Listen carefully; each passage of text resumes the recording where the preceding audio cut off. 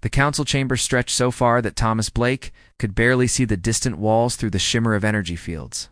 He stood in the center of a circular platform that floated 3 stories above the main floor, surrounded by a sea of alien faces. Hundreds of species filled the tiered seating that rose in all directions. Some had multiple heads. Others existed as clouds of luminescent gas contained in transparent suits. A few defied his ability to even classify them as living beings. Thomas was alone, Earth's first and only representative to stand before the Galactic Council. His transport ship remained docked outside, a tiny speck compared to the massive station that served as the government center for thousands of inhabited worlds. He wore a simple black suit, deliberately plain. No weapons. No guards. Just one human facing the combined power of galactic civilization. The Supreme Arbiter loomed directly ahead. A creature called Vex, whose species name Thomas could not pronounce. Vex stood 12 feet tall, his 6 arms folded across a barreled chest covered in chitinous plates. His eyes glowed red in the dim light of the chamber. When he spoke, his voice boomed through translation devices implanted in every delegate's skull. Human, you stand accused of violating Treaty 7042? Your species has established colonies on 17 worlds within the disputed rim, without council authorization. Worse, your archaeological teams have been excavating protected historical sites throughout this sector. Sites that belong to the ancient civilization we call the Founders. Sites that are sacred to all member species of this council. Thomas kept his expression neutral. He had practiced this moment for months during the 6-week journey to Council Station. Every word mattered. Every gesture would be analyzed by hundreds of species, each with different cultural contexts and expectations. Supreme Arbiter, I acknowledge that human colonists have settled on 17 worlds. I acknowledge that our researchers have been studying ancient ruins. However, I dispute the claim that we have violated any treaty or law.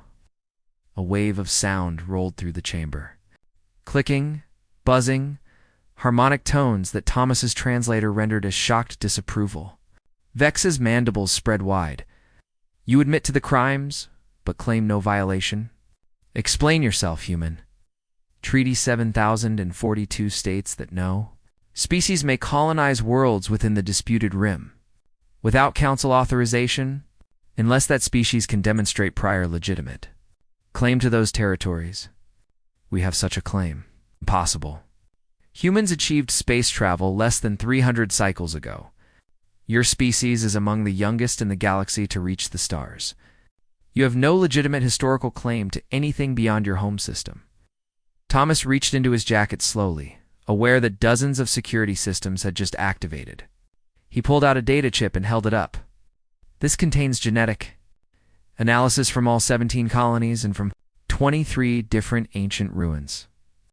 Throughout the disputed rim, every site shows traces of human DNA, not similar DNA, not analogous structures, exact matches to modern human genetic markers.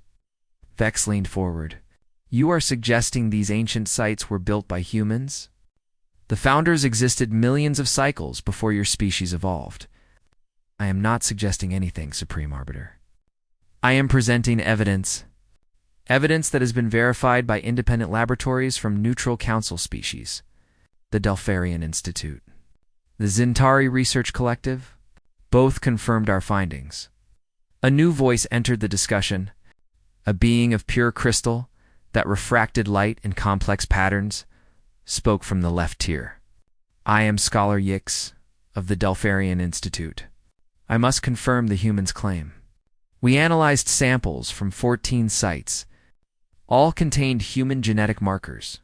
The probability of contamination is less than 0.001%. The chamber erupted in chaos. Delegates shouted in hundreds of languages. Some demanded Thomas's immediate arrest. Others called for the data to be examined more closely. Vex raised all 6 arms for silence. Even if this evidence is legitimate, it proves nothing. Perhaps humans tampered with these sites. Perhaps your technology allows genetic manipulation we do not yet understand. Thomas had expected this. The sites we examined were sealed beneath layers of sediment. Some were buried under 3 kilometers of rock.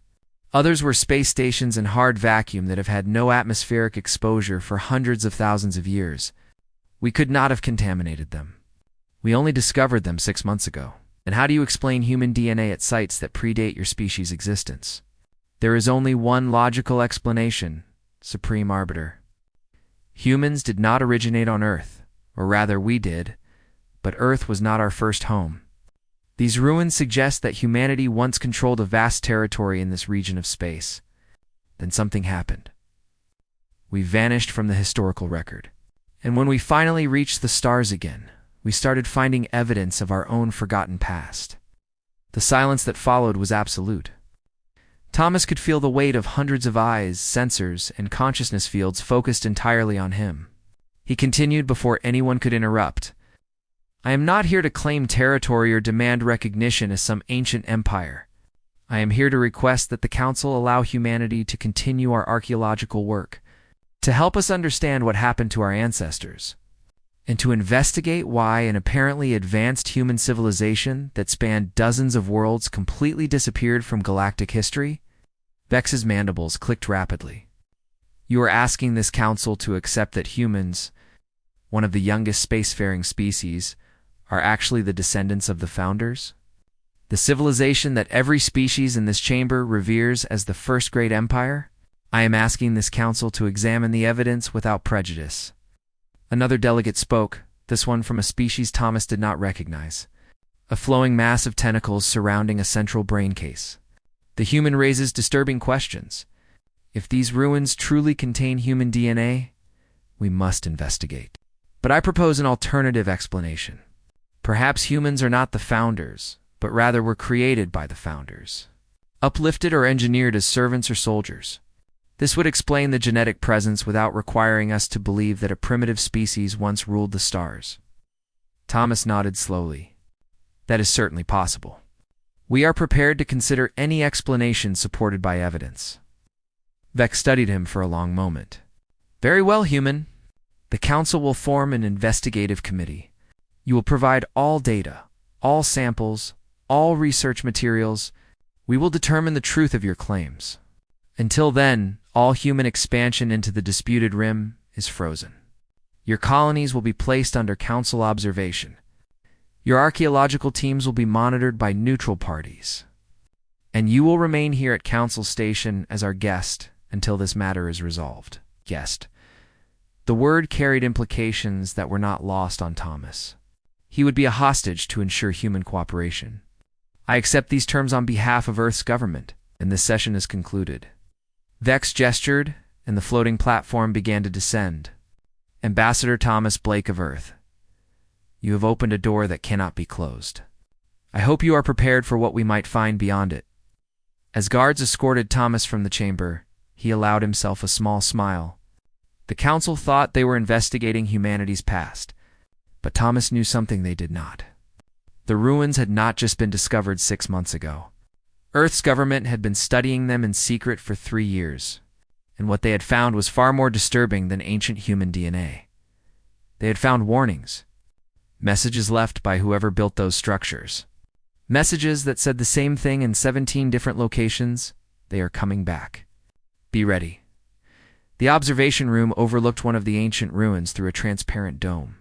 Thomas stood with his hands clasped behind his back, watching as teams of researchers from 7 different species carefully excavated the structure below. 3 weeks had passed since his appearance before the Council. 3 weeks of constant surveillance, restricted movement, and carefully worded questions from investigators, who seemed more interested in proving him wrong than finding the truth. Dr. Elizabeth Grant entered the room without knocking. She was Earth's lead archaeologist, a woman in her 50s with gray hair pulled back in a tight bun. Her face was drawn with exhaustion. They found something, she said quietly. Something big, and they are trying to keep it from us. Thomas turned from the window. Show me. Elizabeth activated a holographic display. The image showed a chamber deep within the ruins, its walls covered in symbols. But these were not just decorative carvings. They were equations. Mathematical formulas that seemed to describe physical laws Thomas did not recognize. Oh. The Delpharian team discovered this 6 hours ago. They immediately sealed the chamber and classified all data as Council restricted. But one of their junior researchers, a young scholar named Pip, smuggled images to me. He thinks we deserve to know what our ancestors left behind. Thomas studied the equations. What do they describe? That is the terrifying part.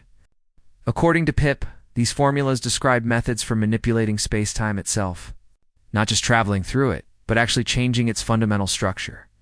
The implications are staggering. If ancient humans possessed this technology, they were not just advanced. They were godlike by our current standards. How many council members know about this? Just T, the investigation committee. 7 species total. But Thomas, there is more. Look at this section. Elizabeth zoomed in on a particular set of symbols. This is not just theoretical physics. It is a warning. A countdown.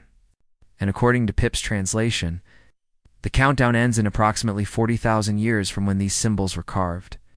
Thomas felt his blood run cold. When were they carved? Initial dating suggests 397,000 years ago. The math was simple. 40,000 years minus 397,000 meant the countdown had already expired. 7,000 years ago, to be precise.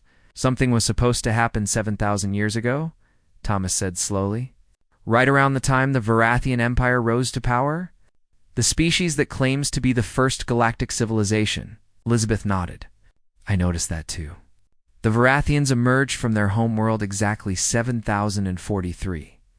Years ago, according to council records, they spread rapidly, establishing the foundations of what would become the council structure. They claim they were the first species to achieve interstellar travel, the first to unite multiple worlds under one government. But if ancient humanity existed hundreds of thousands of years before them, the Varathians are lying. They genuinely do not know. History can be forgotten, especially over such vast timescales. Elizabeth pulled up more images. But there is something else. We have been analyzing the distribution of these ruins. They are not random. They form a pattern, a network of sites that, when mapped, creates a sphere of protection around this entire sector of space. Thomas examined the map. She was right. The ruins formed a three-dimensional grid, each site positioned with mathematical precision. Protection from what? That is what the warning seems to address. The symbols reference something they call the silence, a force or entity that moves through the galaxy in cycles. When it arrives, civilizations fall. Technology fails. Knowledge is lost. Species regress to primitive states. You are saying this silence is what destroyed ancient humanity? I am saying ancient humanity knew it was coming and built these sites to defend against it. But something went wrong. The defense failed, or was never activated, and humanity was reduced to a pre-technological state. We survived on Earth in a diminished form while the rest of the galaxy forgot we ever existed. Thomas walked back to the window, watching the excavation teams below. If this silence operates on cycles, and the last cycle was 7,000 years ago, then, we are overdue for the next one. A chime sounded. The door opened without warning. Supreme Arbiter Vex entered, flanked by guards whose species Thomas had not encountered before.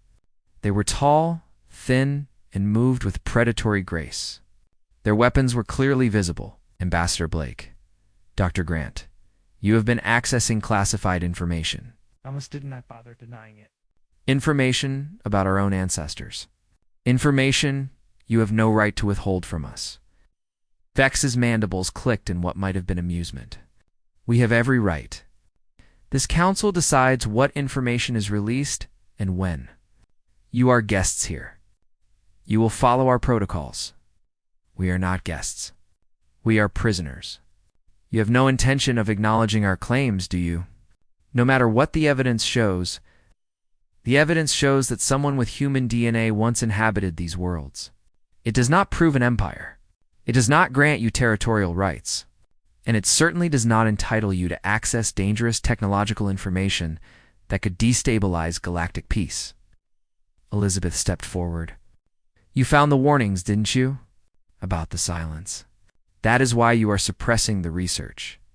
You are afraid. His entire posture shifted. For the first time since Thomas had met him, the Supreme Arbiter looked genuinely shaken. You know nothing of what you speak? We know enough. We know something destroyed ancient humanity. We know it operates in cycles. And we know you have been hiding this from every species in the Council. Thomas moved closer to Vex, despite the guards raising their weapons. How long have you known? How long has the Council been aware that something comes through this galaxy? Every few 100,000 years and resets civilization? Vex stared at him for a long moment. When he finally spoke, his voice was barely above a whisper. The Council was founded on certain principles: order, stability, the belief that we represent the pinnacle of galactic achievement. If species learn that we are merely the latest iteration in an endless cycle of rise and fall, that everything we have built will eventually be swept away by a force we cannot control, it would destroy the foundations of our society. So you have been lying to everyone. We have been maintaining hope. There is a difference. Vex gestured to his guards. You will both be confined to quarters. All research access is revoked. You will speak to no one about what you have learned. You cannot suppress this forever. Other species will start asking questions. The evidence is everywhere once you know what to look for, perhaps. But by then, we will have decided how to present the information. How to maintain order while acknowledging uncomfortable truths. Vex moved toward the door, then paused. Your ancestors knew the silence was coming. They tried to stop it. They failed. What makes you think we can succeed where they could not? Because we are not facing it alone, Thomas said. Ancient humanity tried to fight this thing in isolation. But now there are hundreds of spacefaring species, thousands of worlds. If we work together, if we share knowledge instead of hoarding it, maybe we have a chance. Vex's expression was unreadable. Or maybe we just give the silence more targets. He left without another word. Elizabeth turned to Thomas as guards moved to escort them away. What do we do now? Thomas thought about the message hidden in his quarters, the one he had been preparing to send to Earth through back channels. A message that would reveal everything they had learned. We do what humans have always done when faced with impossible odds, he said quietly. We adapt, we survive, and we refuse to give up. The transport ship arrived at Council Station in the dead of night by station time. Thomas was pulled from sleep by guards who offered no explanation, only orders to dress and come immediately. Elizabeth was already waiting in the corridor, looking equally confused and alarmed. They were taken to a section of the station Thomas had never seen before. The architecture was older here, built with materials that predated the current council structure. The walls had a strange quality, as if they existed slightly out of phase with normal space. Vex waited in a circular chamber lit by floating orbs of soft blue light. But he was not alone. 6 other beings stood in a semicircle behind him, representing species Thomas recognized as the most powerful members of the council. This was not an official gathering. This was something else entirely, Vex commanded, gesturing to chairs that materialized from the floor. Thomas and Elizabeth sat. The silence stretched for several seconds. 3 days ago, Vex began, a mining expedition in the Outer Territories, discovered another ruin. One that was not on any of our charts. One that appears to have been deliberately hidden using technology we do not understand. The expedition team entered the structure against protocols. What they found has forced us to reconsider everything. One of the other beings spoke. She was Luminari, a species of pure energy contained within a crystalline shell. Her voice resonated like music. They found a chamber filled with data crystals, millions of them, each containing detailed records of ancient human civilization, history, science, culture, everything. We have been analyzing the data for 72 hours straight, another delegate added. He was Killen, his body composed of interlocking metallic plates. What we have learned is both magnificent and horrifying. Vex activated a holographic display. Images filled the air between them. Cities of breathtaking beauty. Starships that dwarfed anything the current council could build. Vast networks connecting hundreds of worlds in seamless harmony. This was humanity 600,000 years ago, an empire spanning 214 worlds. A civilization that had mastered technologies we can barely comprehend. They manipulated gravity. They harvested energy from dimensions we cannot access. They lived for centuries through biological enhancement. They were, by any measure, the most advanced species this galaxy has ever known. Elizabeth leaned forward, her eyes wide. What happened to them? The display shifted. Now it showed darkness, emptiness, systems going silent one by one. The silence came, Vex said. Exactly as your doctor theorized. But it was not a natural phenomenon. It was a weapon, created by something that exists beyond our galaxy. Something that monitors galactic development and prevents any civilization from reaching a certain threshold of advancement. Ow. Thomas felt his stomach drop. You are saying there is something out there that actively suppresses technological development, that destroys any species that becomes too advanced. Not destroys, resets. The silence does not kill. It makes civilizations forget. It unravels technology. It pushes species back to primitive states. And then it leaves, allowing the cycle to begin again. What possible purpose could that serve? The Luminary delegate's light pulsed with what might have been fear. We do not know. The data crystals suggest ancient humanity spent centuries trying to understand the silence. They discovered it had visited the galaxy multiple times. Before leaving behind scattered remnants of previous civilizations, each time it waited until someone reached a critical level of development, then reset everything. How critical? The ability to manipulate space-time itself? The moment a civilization discovers how to alter the fundamental structure of reality, the silence arrives. Elizabeth made a sound of understanding. That is what the equations in the ruins describe. Ancient humanity discovered space-time manipulation. They crossed the threshold, and the silence came for them, precisely. But humans are remarkably stubborn. Instead of simply accepting their fate, they fought. They spent generations preparing a defense. The ruins you have been studying, they are not cities or outposts. They are weapons. Part of a network designed to shield this entire sector of space from the silence's effects. Thomas stared at the holographic display. Did it work? Partially. The network was never fully activated. Ancient humanity ran out of time. The silence arrived before they could complete their preparations. Most of human civilization was reset. Billions of people reduced to primitive states, their knowledge and technology lost. But a small group managed to escape Earth. Yes. A team of scientists and engineers took the last of humanity's genetic diversity to a remote world on the galactic rim. They deliberately regressed themselves, destroyed their technology, and lived as primitives. They knew the silence would search for any remaining pockets of advanced human civilization. So they made sure Earth showed no signs of technological development. Elizabeth's voice was barely a whisper. They sacrificed everything to preserve the species. They chose to forget so that humanity might survive to remember again. The Killen delegate nodded his metallic head, and they left the network behind. Incomplete, but functional, waiting for the day when humanity would return to the stars and discover what their ancestors had built. Waiting for you to finish what they started, Bex leaned forward. This is why we brought you here.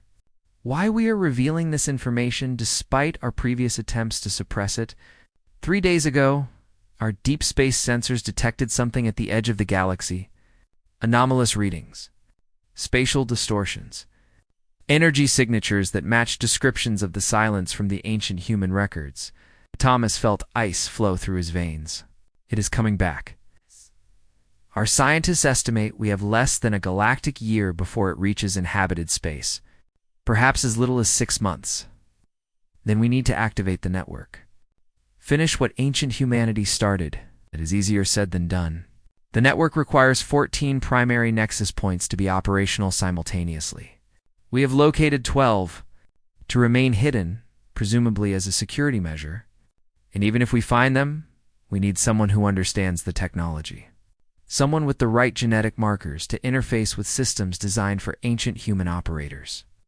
Vex gestured at Thomas and Elizabeth. We need you. Both of you.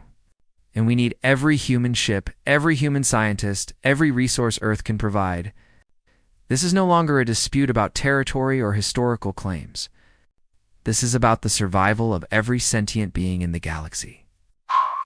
Elizabeth turned to Thomas. Earth's government does not know any of this. We need to tell them. We need to go home. There is no time, the Luminari delegate said. We are dispatching messages to Earth now, explaining the situation. But we need you here, working with our researchers to decode the network's activation protocols. Every day we delay is a day closer to extinction. Thomas stood, his mind racing. Everything had changed. The political maneuvering, the disputes about ancient ruins, the questions of territorial rights, none of it mattered anymore. Humanity had been put on trial by the Galactic Council, but now both humanity and the Council faced a far more severe judgment. What do you need from us? Thomas asked. Vex's mandibles spread in what Thomas had learned to recognize as relief. Everything. Your knowledge. Your genetic access to ancient human systems. Your willingness to risk everything for a chance at survival. You have it. But in return, I want something from the Council. Name it. When this is over, if we survive, the lies stop. No more suppressing information. No more maintaining false histories to preserve political power. Every species in the Council deserves to know the truth about the cycles, about the silence, about what we are really facing in this galaxy. Vex was silent for a long moment. Then he nodded slowly, agreed. If we survive, we build a new council. One founded on truth instead of comfortable fictions. Thomas extended his hand. Vex studied it for a moment, then reached out with one of his 6 arms. They shook outside the chamber. Red alert klaxons began to sound. A voice echoed through the station's communication systems in dozens of languages. Attention all personnel. Emergency alert. Long-range sensors have detected spatial anomalies in 7 sectors. The phenomenon is spreading. All ships are ordered to battle stations. The silence had accelerated its arrival. It was not months away anymore. It was already here. The ancient ruin designated Nexus 7 floated in the void of space. A structure so vast it had its own gravitational field. Thomas stood on the observation deck of the research vessel, watching teams from 15 different species work to unlock the facility's systems. 2 weeks had passed since the emergency alert. 2 weeks of frantic research, desperate calculations, and growing fear as the silence spread through the galaxy at impossible speeds. They had found the remaining 2 nexus points. That was the good news. The bad news was that 3 of the 12 previously known sites had already fallen silent, overtaken by the phenomenon before teams could reach them. The network that was supposed to protect the galaxy now had gaping holes in its coverage. Elizabeth appeared beside him, carrying a datapad. Her face was haggard. None of them had slept more than a few hours and days. We have a problem. A big one. Another one. The activation sequence requires 14 operators, 1 for each nexus point. They all have to initiate the system simultaneously, down to the microsecond. The ancient records are clear on this. If even one nexus is out of sync, the entire network collapses. Thomas rubbed his eyes. We have 11 nexus points left. Even if we get the timing perfect, we are 3 points short. It gets worse. The operators need specific genetic markers. Not just any human can do it. The system requires direct descendants of the original network designers. I ran genetic scans on every human in the sector. Out of 2,047 individuals, only 33 have the required markers. How many do we need? 14. 1 for each nexus. But remember, we only have 11 functional points. So we need 11 operators minimum. That is manageable. We have 33 candidates. Elizabeth shook her head. Not all of them are suitable. Some are too young. Others have medical conditions that would prevent them from interfacing with the technology. When you account for all the factors, we have exactly 14 viable candidates. No margin for error. Thomas looked back at the massive structure beyond the viewport. What happens if we activate an incomplete network? According to the ancient records, it will provide partial protection. Approximately 30% coverage of the inhabited galaxy. The rest will be exposed to the silence. 30%. That means billions will be reset. Entire civilizations lost. I know, but it is better than losing everything. A communication alert interrupted them. Vex's image appeared on the main display. Ambassador Blake, we have a development. The Varathian delegation has just made a formal announcement to the Council. They are withdrawing all support for the network activation project. They claim the whole thing is a human plot to establish dominance over the galaxy. Thomas felt rage surge through him. They cannot be serious. The silence is spreading through their territory right now. Varathian worlds are going dark. They believe the silence is a natural phenomenon that will pass. Or they are lying about believing it to maintain political power among species that still trust them. Either way, they are actively working to prevent network activation. Several species that were supporting us have now changed their position. How many Nexus teams are affected? 3 have lost their security escorts. 2 are being actively blocked by Varathian military forces. Ambassador, the network we are trying to build to save the galaxy is being sabotaged by people. We'd rather let civilization burn than admit humans once surpassed them. Thomas made a decision. Pull all our teams back to the sites we can defend. We work with the species still willing to help. Everyone else can deal with the consequences of their choice. That gives us 7 sites. 7 operators. Less than half what we need. Then we find another way. Elizabeth, look at the network design again. Is there any alternative activation method? Any backup protocol? Elizabeth studied her datapad, scrolling through centuries of technical documentation. There is something. A reference to cascade initiation. If you cannot activate all nexus points simultaneously, you can trigger a chain reaction from a single point, but it requires enormous power. The kind of power ancient humanity had access to, but we do not. What kind of power? The ability to create a controlled singularity. A miniature black hole that exists for exactly 0.7 seconds before evaporating. The energy released in that instant would be enough to jumpstart the entire network. Thomas stared at her. We do not have that tech. Ology, no, but the Luminari might. Their latest research involves quantum gravity manipulation. It is not the same as creating singularities, but it is close. Thomas opened a channel to Scholar Yeeks, the Luminari scientist who had first confirmed the human DNA findings. The crystalline being appeared, light pulsing through their structure in agitated patterns. Ambassador Blake, I was about to contact you.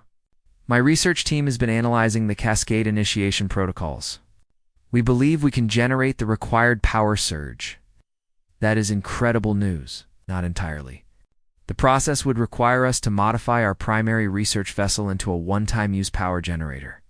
The ship would be destroyed in the process. Along with anyone aboard, Thomas felt the weight of what Scholar Yeeks was saying. You would sacrifice your ship and crew? Only the crew necessary to operate the systems. Approximately 7 individuals. The rest would evacuate beforehand. Scholar Yeeks, I cannot ask you to do this. You are not asking. We are volunteering. The Luminari have existed for 300,000 years.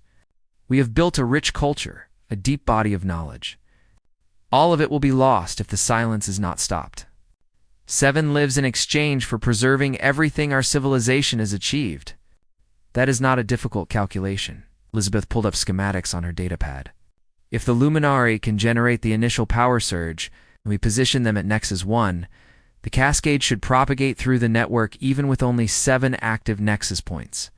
The coverage will still be partial, but it increases to approximately 65% of inhabited space. 65%, Thomas repeated. Still billions left unprotected. Yes, but it is the best we can do with the resources and time available. An alert sounded. All across the research vessel, lights shifted to red. Vex's voice came through the communication system, strained and urgent. All personnel, emergency status. The silence has accelerated again. It is moving through the Delpharian sector now. Multiple worlds reporting technology failures and population regression. We have days at most before it reaches Council Station. Thomas looked at Elizabeth, then at the image of Scholar Yick still on the display. Days, not weeks. Not even a full week.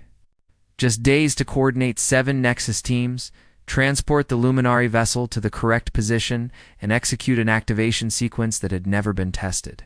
Gix, how long to modify your vessel? 36 hours. Do it. Elizabeth, coordinate with all Nexus team leaders. I want everyone in position within 48 hours. And send a message to Earth. Tell them what we are attempting. Tell them, if this fails, they should prepare for the worst. What about the Varathians? They control 3 Nexus points. Thomas's jaw set in a hard line. If they will not help save the galaxy, they can watch it burn from the sidelines. We are out of time for politics. The next 2 days passed in a blur of frantic preparation. Thomas barely left the command center, coordinating between teams scattered across hundreds of light years. The silence continued its advance, swallowing systems with terrifying speed. Reports came in of entire civilizations regressing in hours. Technological worlds reduced to pre-industrial states. Billions of lives fundamentally altered, their futures stolen by a force they could not comprehend or resist. But 7 Nexus points held firm. 7 teams of humans with the right genetic markers stood ready at their positions. And at Nexus 1, Skalaix and 6 other Luminari, prepared to give their lives to power the network. Thomas opened a channel to all 7 Nexus points. The faces that looked back at him were young and old, male and female, representing every ethnic group on Earth. They were teachers, engineers, artists, scientists. None of them had trained for this. None of them had expected to become the guardians of galactic civilization. But here they stood, ready to interface with technology their ancestors had built when Earth was covered in ice. "This is it," Thomas said simply. "We all activate on my mark." Synchronized countdown in 3, 2, 1. Mark. This sensation of interfacing with the ancient technology was unlike anything Thomas had imagined. He stood in the control chamber of Nexus 7, his hands pressed against crystalline panels that pulsed with inner light. The moment he made contact, information flooded his mind. Not words or images, but pure understanding. He could feel the network coming alive, could sense the other 6 operators at their positions, could perceive the Luminary vessel at Nexus 1 building. Toward critical mass, the countdown appeared in his consciousness. 10 seconds. 9, 8. At Nexus 1, Scholar Yix initiated the Singularity Generation sequence. The modified research vessel channeled every particle of energy it possessed into a single point of space, no larger than an atom. For a fraction of a second, the laws of physics bent, twisted, and nearly broke. Then the singularity evaporated exactly as planned. Releasing a wave of energy that rippled outward at faster than light speeds, the cascade began. Thomas felt it wash through his nexus point. The ancient systems dormant for nearly 400,000 years roared to life. Energy fields activated. Processing cores that operated on principles modern science barely understood began their calculations. And across the galaxy, the same thing happened at 6 other sites simultaneously. The network was incomplete. Only 7 of 14 nexus points were active, but the cascade effect meant they did not need perfect coverage. Each active nexus extended its protective field as far as possible, and where those fields overlapped, they reinforced each other. The mathematics ancient humanity had used were elegant and efficient, designed to maximize protection, even with partial activation. Thomas could see it all in his mind now, a gift of the interface. He watched as the network's protective sphere expanded outward from each nexus point. The effect was not a physical barrier, but something far more subtle. The network reinforced reality itself. It stabilized space-time. It made it impossible for the silence to unravel the quantum foundations that technology depended upon. Where the network's field touched, the silence retreated. It was not defeated. Thomas could sense that clearly. The silence was not a thing that could be destroyed. It was a fundamental force, as much a part of the universe as gravity or electromagnetism. But it could be resisted, pushed back. Held at bay, the cascade completed its propagation in less than 2 minutes. When it ended, Thomas carefully removed his hands from the control panels. His legs felt weak. He had to grip a support rail to keep from falling. Around him, the chamber continued to hum with power, but the activation was complete. The network was stable. He opened communication channels to the other 6 Nexus operators. All reported successful activation. All were exhausted but alive. At Nexus 1, the Luminary vessel was gone, consumed entirely in the energy release. Scholar Yix and the 6 crew members who had stayed aboard had given their lives to save their civilization and countless others. Vex's image appeared on the display. The Supreme Arbiter looked decades older than he had 2 weeks ago. Ambassador Blake, we are reading the network status from here. Coverage is at 63% of inhabited space. The silence has stopped advancing in protected regions. But the remaining 37%?